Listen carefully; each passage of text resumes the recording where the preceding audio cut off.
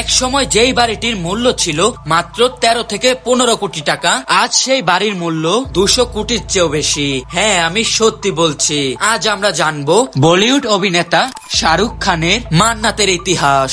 যখন শাহরুখ খান এই বাড়িটি না কিনেছিল, তখন সেই বাড়িটির সামনে ফিল্ম শুট করতে এসেছিল। 1997 সালে এক মুভি এসেছিল যার নাম ছিল ইয়েস বস। আর ওই মুভিতে একটি গান আসে, হ্যাঁ হ্যাঁ, এই গানটি। এখন তুমি মনোযোগ দিয়ে দেখো। এসআরকে যখন গাড়ির উপর উঠলো, তার পিছনে যে একটি বাড়ি দেখা যাচ্ছে, হ্যাঁ এই বাড়িটি হলো মান্নাত। ওই সময় এসআরকে এই বাড়িটি দেখে ভেবেছিল এক সময় আমি এই বাড়িটি অবশ্যই কিনবো। আর ঠিক তার 4 বছর পর 2001 সালে এসআরকে এই বাড়িটি কিনে ফেলে 13 কোটি টাকায়। তখন এই বাড়িটির নাম ছিল ভিলা ভিয়েনা।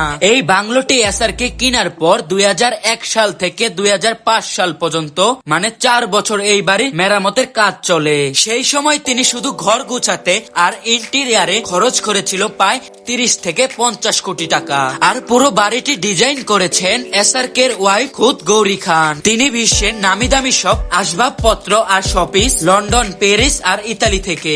ইভেন মান্নাতের ভিতরে এমন কিছু ঝাড়বাতি আছে যার মূল্য কোটি কোটি টাকা।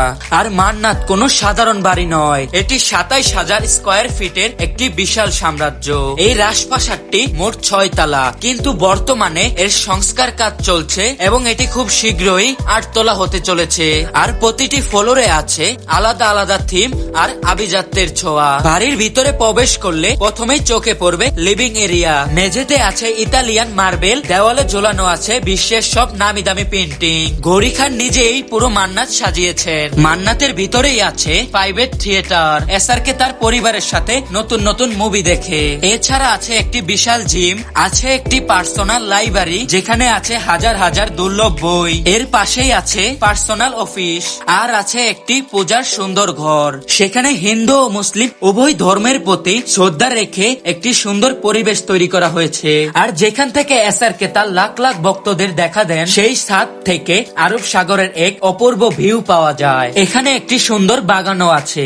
আর বর্তমানে এই মান্নাতের মূল্য 200 কোটি টাকার চেয়েও বেশি। আর এই ভিডিওটি আজ এই পর্যন্তই। আপনি যদি এসআরকে এর ফ্যান হয়ে থাকেন তাহলে অবশ্যই কমেন্টে জানান।